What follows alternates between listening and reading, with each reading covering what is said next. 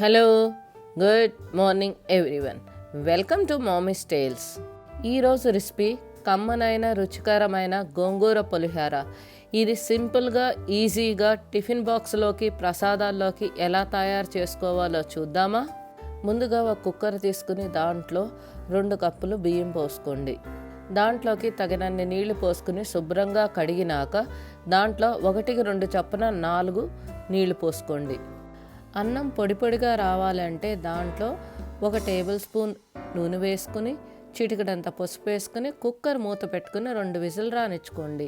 Stove మీద బాండీ పెట్టుకుని దాంట్లో 1 టీ స్పూన్ ఆయిల్ వేసుకుని దాంట్లో 1/2 టీ స్పూన్ మెంతులు వేసుకుని 1 టీ స్పూన్ ఆవాలు వేసుకుని 10 ఎండుమిర్చి వేసుకుని దోరగా ఫ్రై చేసుకోవాలి. ఫ్రై చేసుకున్న తర్వాత ఒక మిక్సీ జార్లోకి తీసుకుని కోర్స్గా పౌడర్ చేసుకుని పక్కన పెట్టుకోండి. స్టవ్ మీద బాండీ పెట్టుకుని దాంట్లో 1/3 కప్ వరకు ఆయిల్ వేసుకోండి. ఆయిల్ అనేది ఇక్కడ రిఫైన్డ్ ఆయిల్ బదులు నువ్వుల నూనె కానీ పల్లీల నూనె కానీ వేసుకుంటే గోంగూర పులిహోర మరింత రుచిగా టేస్టీగా ఉంటుంది.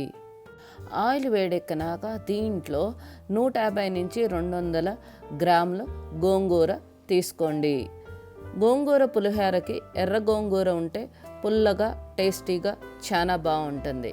కానీ నేను ఇక్కడ తెల్ల గోంగూరని వాడుతున్నాను.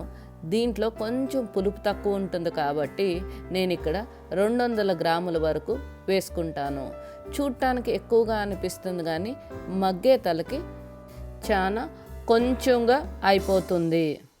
గోంగూర మగ్గినాక దీంట్లో ఒక పెద్ద నిమ్మకాయ సైజ్ అంతా చింతపండుని నీళ్ళల్లో నానబెట్టుకుని దాన్ని గుజ్జు తీసుకుని ఈ మగ్గిన గోంగూరలో వేసుకోవాలి. చింతపండు గోంగూరలోకి బాగా కలుపుకున్నాక నూనెంతా బయటకు వచ్చే వరకు ఉడకనివ్వాలి. నూనెంతా బయటికి ఇలా పైకి తేలినాక దీన్ని చల్లారించి మిక్సీ జార్లోకి వేసుకుని కోర్స్గా పేస్ట్ చేసుకుని పక్కన పెట్టుకోండి.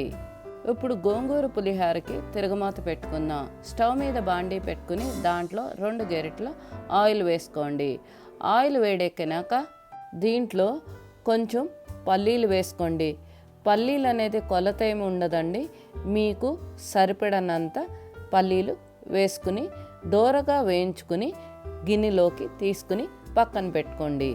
అదే నూనెలో 1/2 టీ స్పూన్ ఆవాలు, 1 టేబుల్ స్పూన్ శనగపప్పు, 1 టేబుల్ స్పూన్ మినపప్పు, 2 ఎండుమిర్చీలు తుంచుకుని వేసుకోండి. గుప్పిడంత కరివేపాకు, 4 పచ్చిమిర్చీలు చీల్చుకుని వేసుకోవాలి. 1/2 టీ స్పూన్ ఇంగువ, 1/2 టీ స్పూన్ పసుపు వేసుకుని 2 నిమిషాల పాటు వేయించుకోవాలి.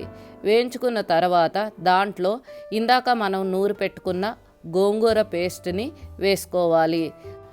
1-2 మినిట్స్ వరకు ఈ గోంగూర పేస్ట్ని మొత్తం బాగా కలుపుకుంటూ ఫ్రై చేసుకోండి.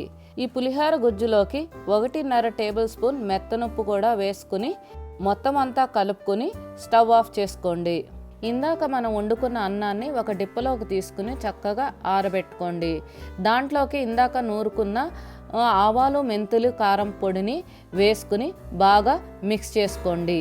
కారం పొడి మొత్తం అంతా కలుపుకున్నాక దాంట్లో ఇందాక మనం పులిహోర తిరగమాత వేసుకున్నాము, అది కూడా మీరు అన్నానికి సరిపడా అంత మాత్రమే వేసుకోండి. కొంచెం వేసుకుని మొత్తం అంతా కలుపుకున్నాక ఇంకా పడితే గోంగూర పేస్ట్ని తర్వాత కొంచెం కలుపుకోవచ్చు. నేను ఇప్పుడు వేసుకున్న గోంగూర పేస్టే ఈ అన్నాన్ని మొత్తానికి సరిపోయింది. ఇప్పుడు గోంగూర పులిహోరలో పులుపు, ఉప్పు, కారం సరిపోయిందో ఒకసారి టేస్ట్ చేసి చెక్ చేసుకోండి. ఇక్కడ నాకు 1/2 టీ స్పూన్ వరకు ఉప్పు తగ్గింది. అది వేసుకుని గార్నిషన్ కోసం ఇందాక వేయించి పెట్టుకున్న పల్లీలు కూడా వేసుకుని కలుపుకుంటున్నాను.